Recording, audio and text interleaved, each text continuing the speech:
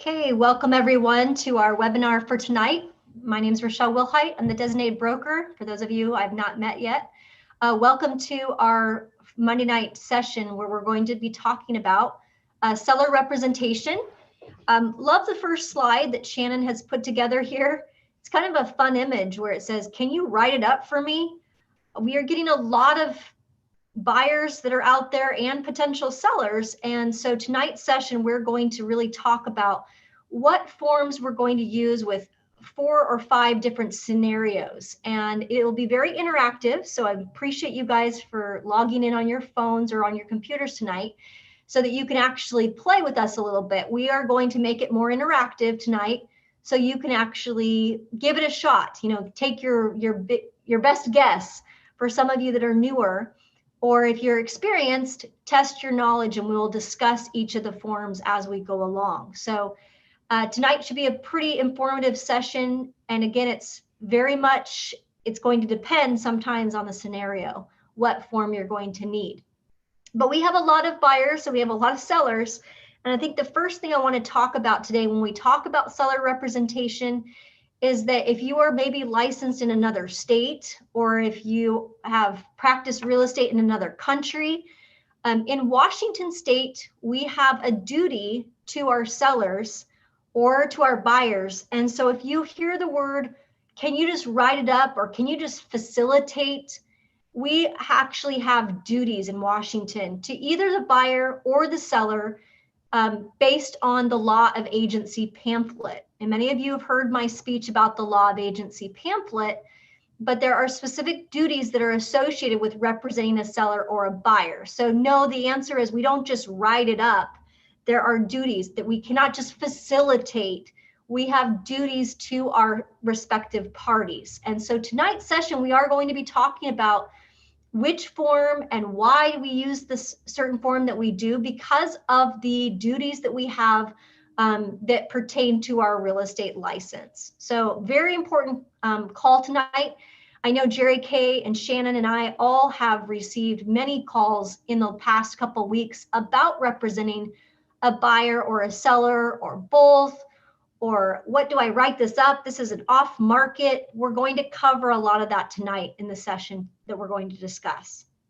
So be prepared to ask questions. If you want to chat a question in the comments, we'll be sure to address those throughout. But feel free to also participate with the poll. I think that will be the most helpful tonight to get the most out of the session. So go ahead, Shannon, to the next slide. Let's go with our first scenario.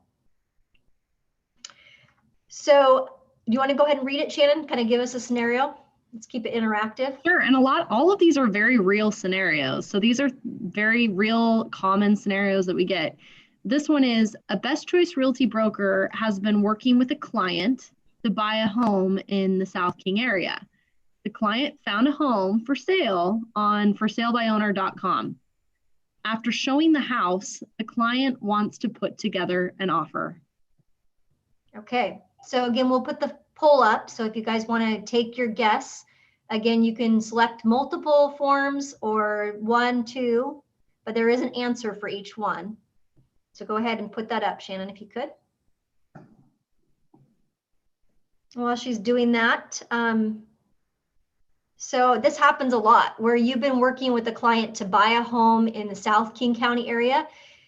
If you've been working with the client a lot, you really should have a buyer agency agreement with the client, but the client found a for sale by owner. So it's like, okay, they're ready to write the offer. Let's make sure we have all of the forms. And sometimes you get confused because they found the property. It's not on the MLS, and we do need to make sure that we get paid.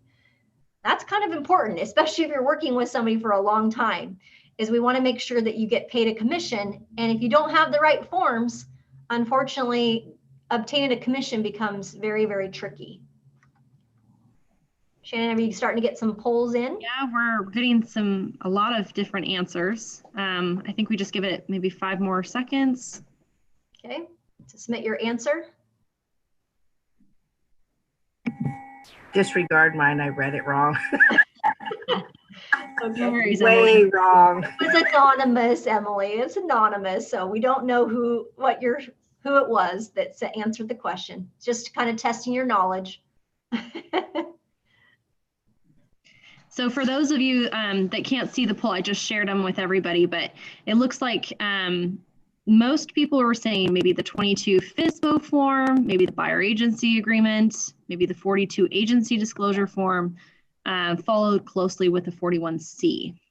Okay, so we got some good answers there. Let's go ahead and put up the first form, Shannon, so we can discuss scenario number 1, which is the 22 FSBO.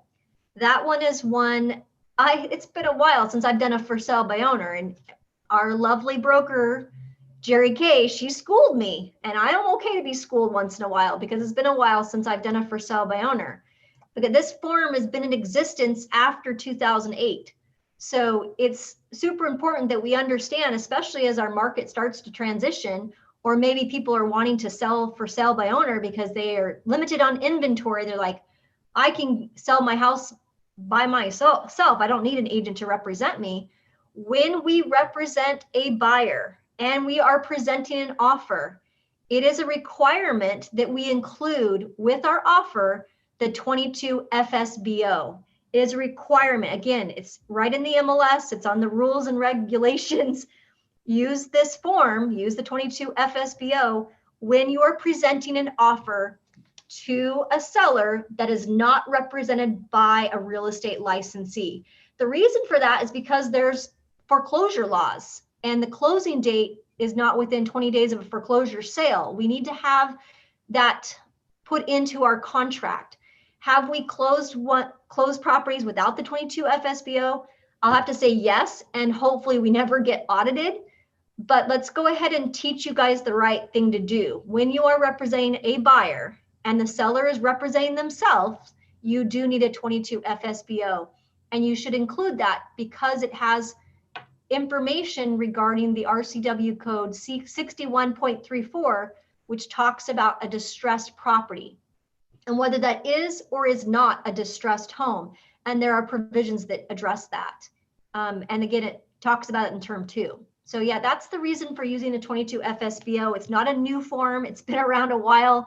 And I failed to, somebody asked me, which forms do I need? And I asked me really quick in a text. And I had forgotten that we do need to use the 22 FSBO. And like I said, Jerry Kay, she knows her forms very well. So she, on her review, said, hey, we need to have this 22 FSBO. And we are able to get that FSBO in the form, even after mutual acceptance. The parties did agree to go ahead and include it. So if we forget to put something together, as long as the parties agree to put the form together and initial and sign it, it does become part of the contract. And if you can do that initially, that would help us greatly in making sure that we get the right forms to begin with. And to Jerry Kay's point too, the home doesn't necessarily need to be on the site for salebyowner.com. It's just that they are not represented by an agent. Yes, thank you very much for clarifying that, Jerry Kay. The other answers to the question, go back to the scenario, Shannon. I think there was some more forms that were necessary. So yes, I would say if you're working with a client to buy a home, would a 41A or the Best Choice Realty Buyer Agency Agreement be necessary? I would always, if you're representing a buyer without one, you run the risk that they have maybe signed an agreement with someone else, or they may cut you out of the deal. So it is best practice to use a 41A or a buyer agency agreement, especially if you're going to start showing them homes, or you're going to take them through a property that is not on the market, or that is, maybe they don't even have a for sale by owner sign in the window.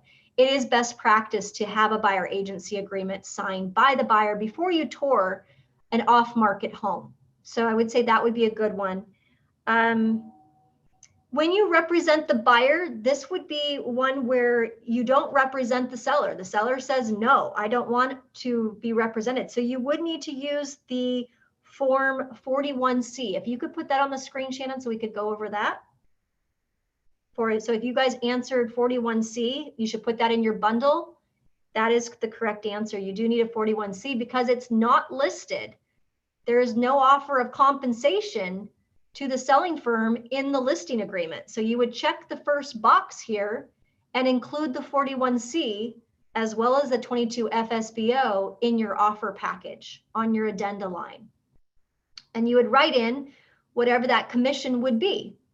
Now, if you had already negotiated with your buyer that, hey, you're going to pay me a 3%, and then the seller says, this FSBO says, I'm not paying a 3%, I'm representing myself, I'll pay you 2%, then in essence, you could check the box where it talks about the additional selling firm commission buyer representation agreement.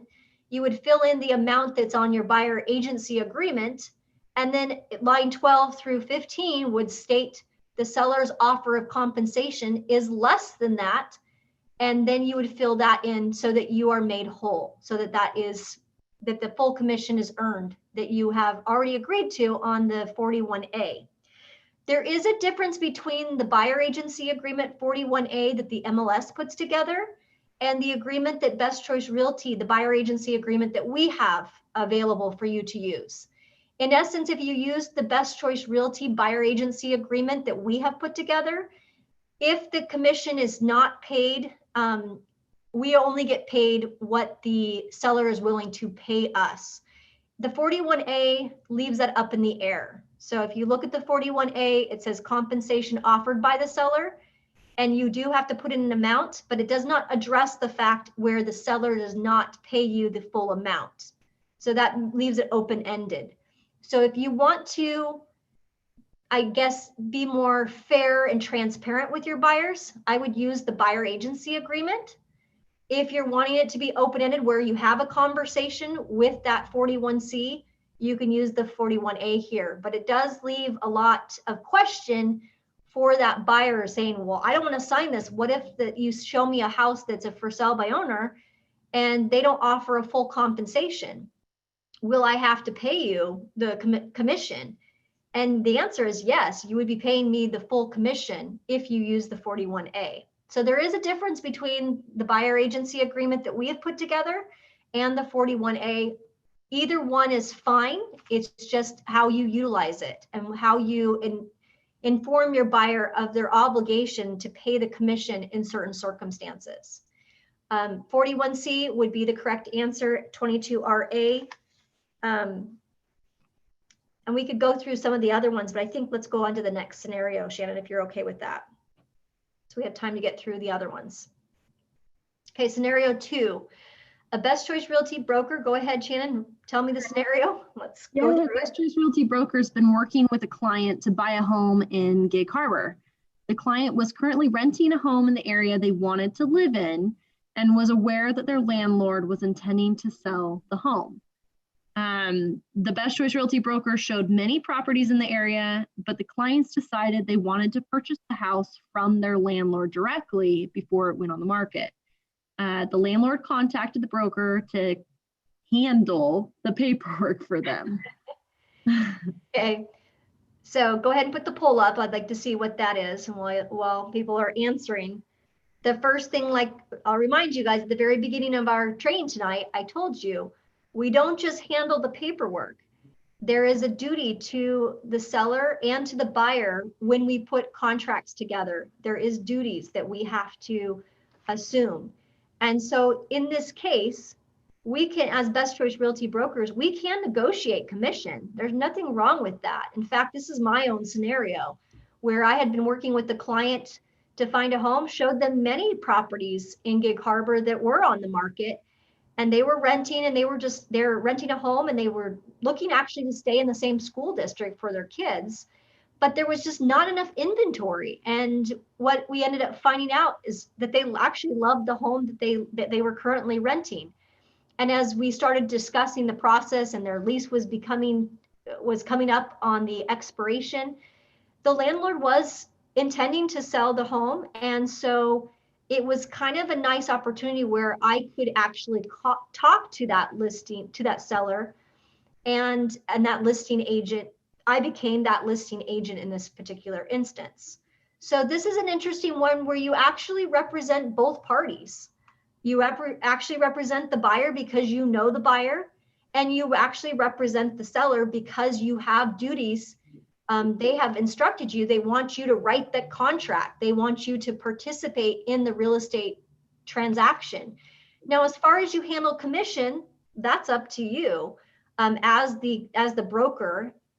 As far as I'm concerned, it's 2 transaction fees though, because we have a duty to the buyer and we have a duty to the seller. So at a minimum, we will be collecting a transaction fee on both sides. So hopefully that might have helped you in knowing what forms. If you're an experienced broker, hopefully you can get the right forms on this one.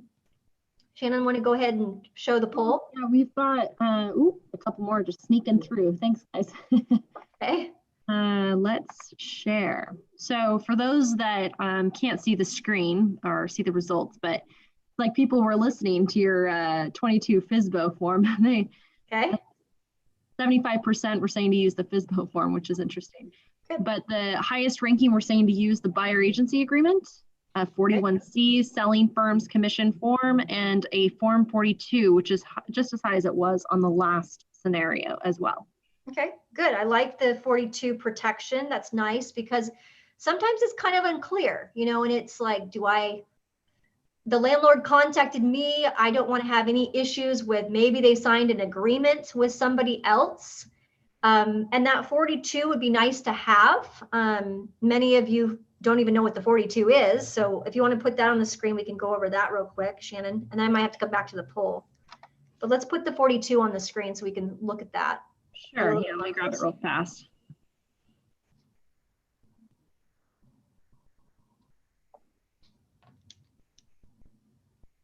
So this is Washington state law requires real estate brokers to disclose to all the parties to whom the broker renders real estate brokerage services.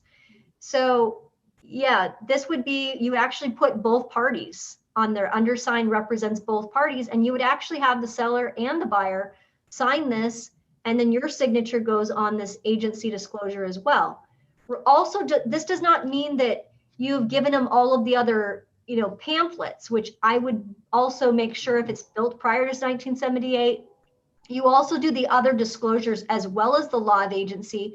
But if you're like wanting to make sure that the parties understand that there is a duty for you to represent them, and in a dual situation, it can sometimes be pretty messy. The first page of the contract might say something, and then as you start to unravel the entire case, you find out, you actually represented both parties. They came to you, they asked for your help in creating the contract. You actually have a duty to the seller and to the buyer. And if you are representing both parties, then you really should have a disclosure. And Form 42 just makes that very, very clear if you include that in your package. So if you are dual agency, you definitely need a buyer agency agreement because you are representing the buyer. So you do need a buyer agency agreement. So 41A or a buyer agency agreement. In my case, I did have a buyer agency agreement because I didn't want them, I told them I would help them find off-market properties as well. And so why not have a buyer agency agreement? But that 42 really just kind of solidifies what is on the first page of the purchase and sale agreement. So Shannon, if you could throw up a Form 21, that would be great. So I can show that because a lot of the newer agents are going to get confused what I'm talking about. Well, and before we switch over, a lot of questions we get about the 42 is, well, I don't need a buyer agency agreement. Is the 42 essentially establish that they were my client? Does the 42 establish agency? No, it's not. It doesn't have any duties associated with it. Like, what are you going to do to earn your commission? It is just a disclosure that you represent both parties or that you represent one party. We don't usually use it because we have already given the law of agency pamphlet and we've proven that we've done that with a receipt. So if it's either a receipt or using that, it's very rarely that we see a 42 come through. But if you're in doubt of like who represents who, or your clients, like in this situation, gosh, I mean, they contacted me to handle the paperwork. It's very clear when you put a contract together that you're representing both parties and they have received the law of agency pamphlet. So I think if in this situation, definitely use the 42. But do you have to use on every transaction? No, we don't actually want to see that on every transaction because it does become confusing And when you're really representing the buyer or you're representing the seller, you're not representing both party. There are specific duties that are associated with each side. It's when you're representing both parties that can be muddy. So if you check the box right here on line number 15, you'd actually check both parties. Some of the times you actually won't represent the seller. If the seller said, like in our last example, I want to represent myself, then you would not check anything on that box. You would only check selling broker represents the buyer in scenario number 1. In scenario number 2, though, you would actually check both parties right there. But sometimes consumers are confused about our duties as a dual agent, and that's the reason for using a Form 42, is to clarify for that seller, because they actually have to sign that they've received that law of agency and that you have a duty to not only the seller, but also the buyer. And in this instance, where the landlord is also being represented by me, and everybody knows each other. Like I know the landlord, and the buyers know the landlord. We all know each other. So I mean, we might as well represent both parties. And I handle both sides of the equation. It makes it easy for paperwork flow and transparency. There's a reason to do both parties on this one. Just make sure that you have the right paperwork. And I never want to have that problem where the seller's like, well, I didn't know that you were representing me as well as the buyer. It's very clear when you use a 42 in that case. Another question that we had through the polls, and I get this question a lot too, so it would be good for you to answer it for the group, but how do you handle pricing when it comes to dual agency? How do you determine who sets the price? How do you negotiate, I guess, for your buyer or seller when you're representing both parties? That's a good question. And that's another reason why you want to represent both parties in that case, because a seller will often say, hey, can you do a comparative market analysis? And if you're going to do that work for that seller and provide that comparative market analysis, in essence, you are representing the seller and putting together a estimated value on their property. Now, as far as what price that the buyer is willing to offer, that's on the buyer. You really shouldn't be telling the buyer, you have to, the seller will only accept this, or the buyer will only offer this. You actually have to be a neutral party and write the price that the buyer tells you to write. But as far as providing a CMA, you can do that for the buyer and as the seller when you represent both parties. So if you're going to do that type of work, you better have a 42 and establish agency and make sure that you are truly operating as a dual agent. Okay. The other answer to the question is a 47. Because there is no listing agreement, you do need a Form 47.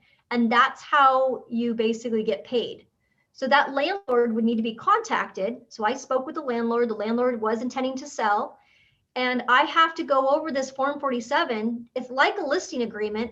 And I have to fill it in, and it says the firm agrees to represent the seller in the sale of the property. So I ended up putting the buyer's names on there. I have no problem writing the buyer's names because I already have a buyer agency agreement with them. So, whether it's this house that they're renting or another house, it doesn't really matter, but I'm gonna put their names in there. It's Betty Chappell. Yep, Betty Buyer, that's great. And then Steve Chappell. That's her husband's name. And then the buyers, if the firm agrees to represent the seller in the sale of the property and it's the identified buyer, and I put in there, 30 days seems a long time. I don't like to keep 30 days on there, maybe for vacant land, maybe for certain other types of properties, but for a regular standalone property, a week or two is all we need to basically make sure we can get a pre-approval letter and we can get an offer put together, but everything's electronic. So really there's no need for the 30 days. I usually like to keep that lean, especially when I'm dealing with the property. So I put 7 days. Okay. So as long as we get a purchase and sale agreement that you guys agree upon, and I agree to represent you, and I already have an agreement with Betty and Steve to represent them. In fact, we looked at a lot of homes. We went and saw 7 homes on the weekend. And when we really come down to it, they really like your home the best. And for the compensation, this is the total compensation. So if you already have a buyer agency agreement with your buyer that says 3%, and that's kind of what the SOC is in the area, then this is where you can say, hey, A typical commission, if I was to list your home on the open market, would be a 6% commission, 3% for the person representing the buyer and 3% for representing you. Because you guys all know, we all know each other now, what I am willing to do is do it for less on the listing side. I still have obligations to you as a listing agent, but I'm willing to do it for a 4% total commission. Okay, so I would get 3% for representing the buyers and 1% for representing you. And if they like freak out at this point, when I put a 4% commission, then maybe we need to discuss whether they get themselves their own representation. If they get themselves their own representation, they're going to have to pay an attorney to most likely review. And that attorney is paid by the hour. And when they review the kind of contracts that we put together, it's the hour turns into 2, that turns into 3, that turns into 4. And they really don't have a day-to-day operational way of handling a residential purchase and sale agreement. I've seen bills upwards of $12,000, and it's crazy. When I look at this, and I think all they had to do is just work with Best Choice Realty. We represented both parties. I saved them quite a bit of money by representing them, and then they have the choice to get an attorney to look it over once we get it under contract. That is also an option that sellers have as well, if we have that conversation. So I tell them that I have obligations. I can provide CMAs. I can keep the buyer apprised of the inspection provisions. I know all the computation of time. I can advise you when you're asking questions about the buyer's financial worthiness. I have a direct line to that buyer's financing person. All of those things I have available to them as long as I represent both parties. I have an easier way of communicating. So that's the reason for the 47. The total commission goes on that line. And then I make sure I check the box, both parties. Let's go to the scenario 3, and I think it will make more sense about the attorney getting involved. Well, this one, again, all of these are real scenarios. These happen. Okay. But a Best Choice Realty broker is helping a client prepare to list their home in Renton and has a listing agreement signed with the brokerage. The client's friend in their church expressed interest in buying the client's home and do not have an agent and want the Best Choice Realty broker to write it up. Okay, go ahead and put the poll up. Let's see what we get on this one.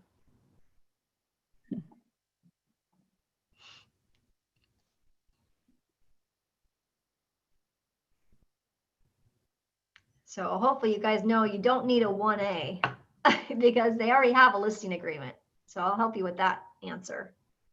Process of elimination, right?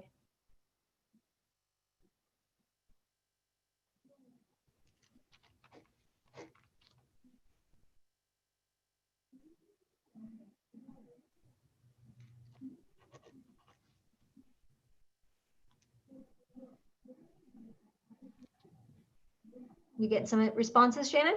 Oh yeah, lots. Good.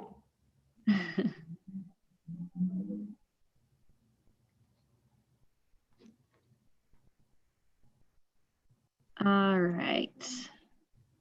Okay, you want to go through the results? Ooh, we got a couple sneaking in. Okay, so we've got, for those who can't see the screen, I'll just read through them real quick. Most people are saying to use a 42 agency disclosure, followed closely by a buyer agency agreement, and then tied with a 41C or a 47 seller representation agreement. Okay, so you wouldn't need a 47. So I'll just kind of tell you that because we don't represent the seller. On the top of the Form 47, it says on the top, it's a seller representation agreement. So that should clue your mind that I don't need a 47 because I don't represent the seller in this scenario. I actually represent the buyer, and they already have a listing agreement that they've signed with another brokerage. Okay, signed with is it with our brokerage? It's with Best Choice. Best Choice. Okay, so we have an already agreement, but it's maybe not you. It's maybe another broker from our office. So you do want to ask some more questions to identify the client's friend. So you represent the client's friend is wanting to buy. So the listing agreement's already in force. So you don't need a 47 and a 1A. It's not, that kind of contradicts what we're trying to accomplish. So supposedly there's a 1A listing agreement. We need to find out when does that listing agreement, when does it go live? And if there's going to be a listing agreement or a commission tied to that 1A, and so since we don't know, and the buyer's client's friend who is part of the church wants to write it up, you could put it in front of that listing broker ahead of it going on the market. It's just we don't know what the SOC would be. And so we would definitely want to use the 41C. So whoever said that they need a 41C, the answer is yes. And if you're representing the buyer who's a friend and they want to write it up and they became aware of some off market or property that hasn't gone on the market yet, yeah, you would definitely want to use a 42 so that we clarify who represents who. Are you representing the broker? If you're confused, it's better to have it than not to have it. And that you might only represent the buyer in this case, right? Where the other Best Choice Realty agent who is listing it is also within Best Choice Realty, but it's not a dual agency situation when it's another agent in our firm. So you could basically write it up with the 41. You wouldn't put the buyer agency agreement in the package. You would just use the 42 and then the 41C. And then if you're like, ooh, they want us to write it up, and I don't know if, my buyer needs to have an attorney review it, you could throw in a 22RA. But again, that's another contingency. So it provides another contingency for an attorney to review the contract if your buyer was unsure about some of the provisions that you're putting into the contract. So again, you could always use an attorney review contingency, but it's not necessary.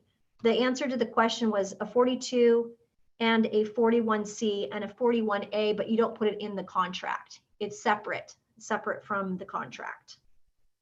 Okay, no need for a 1A, no need for a 22 FSBO, and definitely do not use a 47 when we already have a listing agreement signed with the brokerage.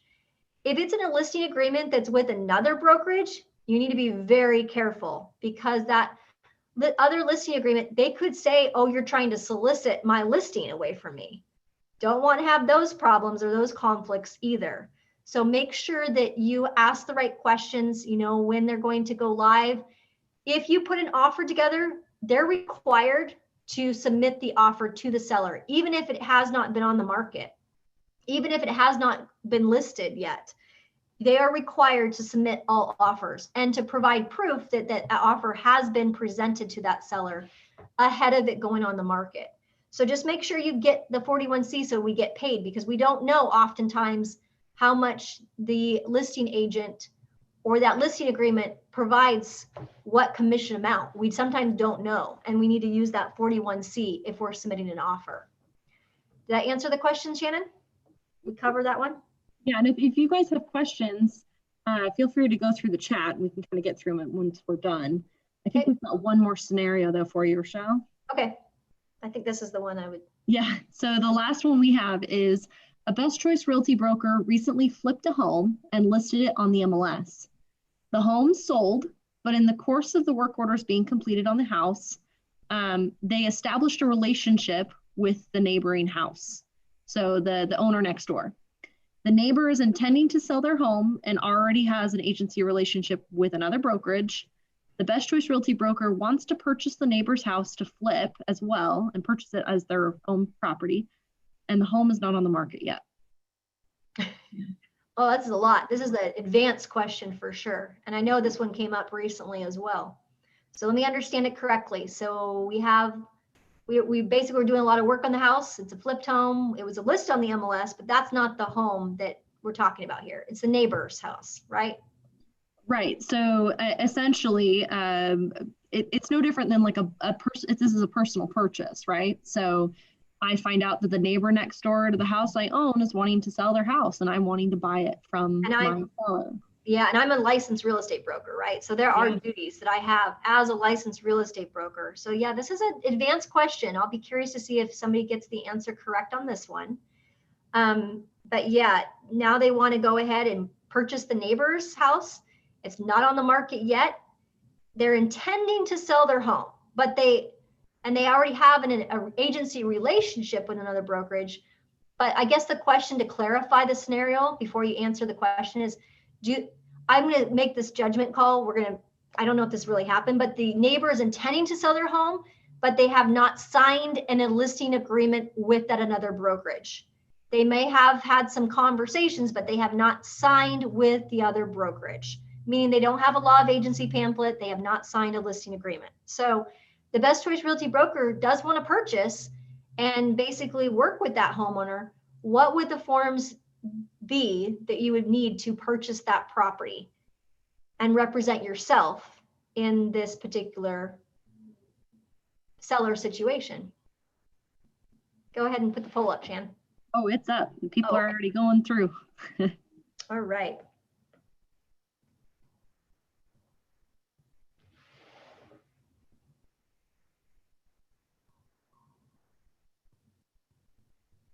So definitely ask a lot of questions. Again, it's all about, did you sign something with the other agent? Did you, is it will it be listed on the MLS?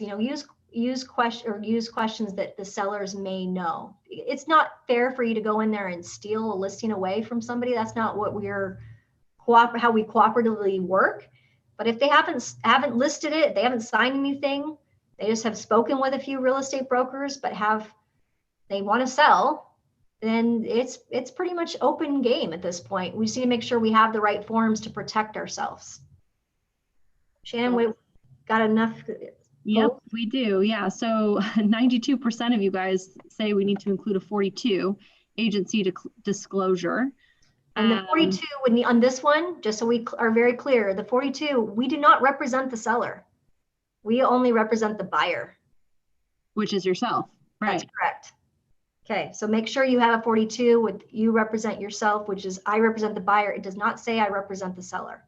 And the form 21, if you're filling that out, seller does not have anything checked. We represent ourselves, the buyer only, not the seller. Okay. So the next form that people have is 60% said to include a buyer agency agreement. And then 42% said to include a FSBO, 22 FSBO form as well. So this isn't confusing at the very end of our session today. Yeah, since you represent yourself and you're the licensed real estate broker, there's no need for a buyer agency agreement because in essence, you represent yourself. So it's kind of a trick question. What was the other one? So definitely not a need for a 41A or a buyer, the buyer agency agreement that we've created. No need for that because you represent yourself. You have that duty to yourself.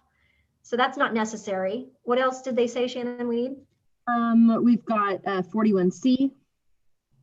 Now, if you're wanting to get commission on, if you're buying something like this, where it's a kind of an opportunity and you're representing yourself and you're okay not getting a commission, it still is considered a transaction for the purposes because you're using Best Choice Realty and you're a licensed real estate broker and you're using the forms that we've approved through the MLS and you're wanting to get credit for the sale and you're wanting to build your business the right way. And this is a great opportunity. You just need to disclose. So there's no need to put a 41A and you actually don't have to get a commission, but you do have to pay the transaction fee for Best Choice. If there is no form, if there's no 41C or 47 or a buyer agency agreement, then there's no commission that is owed, except we will come to you and say, hey, you owe us a transaction fee plus the E&O plus the business and occupation tax for that transaction fee. That you will have to pay the firm for the transaction fee for the firm. So there's no need actually for a 41C, but you do have to disclose. The answer on this question was a confusing one. Where you definitely need the 22 FSBO because you're representing yourself. You're not representing the seller. So the seller is not represented by a real estate agency. So you do need to use the 22 FSBO. I always use a 22 RA as well because I don't want to be seen that I'm trying to sway the seller or that they didn't get proper representation. I include a 22 RA and give them, it says 5 days on the 22 RA to go and have an attorney review the contract. So I always like that one as well. So I put the 22 FSBO, the 22 RA. I don't include the 41A or the 41C because I'm representing myself. But on the 22D, on the other section, I indicate very strongly, Rochelle Wilhite is a licensed real estate broker in the state of Washington, buying as her owner occupant purchase. You do need to state that, because if you do not do that, then the state looks at you as like you're trying to do something without disclosing who you are, and you have a higher duty to disclose that you're a licensed real estate broker in the state of Washington when you represent yourself in this fashion.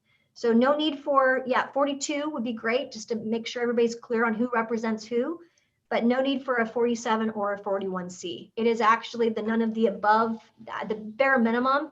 Make sure you disclose that you're a real estate broker, and that you actually are also using, if you're unclear, use the 42.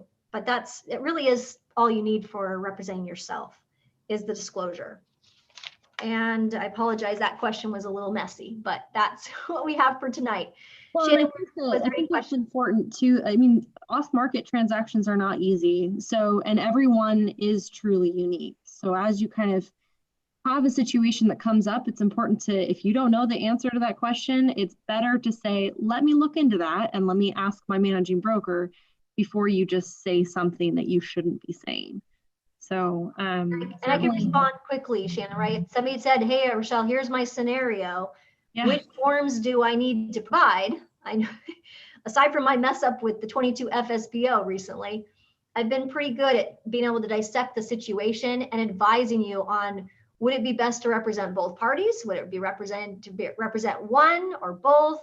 And what forms do I need? If you have a specific scenario, you're just not quite sure, like Shannon says, it's better to ask even by text or by a phone call before you start putting paperwork together. Yeah. And we've got plenty of people to help too. I mean, we've got Rochelle, there's Jerry Kay that can answer those types of questions as they come up. And they can be great opportunities for buyers and sellers. So it's not something to not take on as experience, especially if you're trying to get some transactions under your belt and you're new to the industry. Okay, awesome. And the MLS will, if you're using a 47, and I'll just conclude with this, the 47 where it's off the market, it's not a listing agreement, then we will remind you, but you do have a duty to notify the MLS once it closes escrow. And there's a form to do that, and we'll help you in knowing when to send it and get it done properly if it's your first time. But just because you're doing it off the market, there are some duties that we have to comply with to make it so that we can do these types of sales. And that's super important that we follow the rules. We don't want to get in trouble for doing off-market deals, because technically we don't do coming soons. We can't advertise or pre-market anything if we have a 1A. But there are those certain circumstances where, like we've talked about, where you got the tenant or you've got a situation where the seller wants to sell to this person and they want to hire you as their real estate agent. And those types of cases do occur. So we have the forms to be able to help you. You just need to know when to use them and how to use them. So hopefully this was helpful tonight. Shannon, was there anything else that came through? I think Jerry Kay's been answering some of the questions that have come through the chat, but if you've got other questions, feel free to give us a call or a text afterwards, and we can help you if you've got something that you're working on right now. That's what we're here for. Okay, awesome. And then, Jerry Kay took care of the group chat. That's great. Yeah.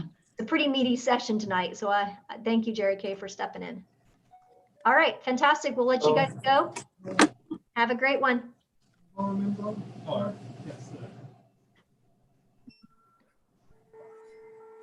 Thank you very much. Have a good day, Sukumar. Thank you. Hey, before you guys leave, Rochelle, can we sell anywhere in the state? And yes. if they, pardon? Yes, anywhere in the state. You're licensed to use any of the forms in Washington. Right, that's what I thought. Yeah. Thanks. And we just opened Walla Walla down there, so it's going to be interesting to see next year at the MLS. They're going to have to kind of go down to Oregon a little bit, so it'll be interesting to see how they work that out. Very. Thank you, guys. Have a good one.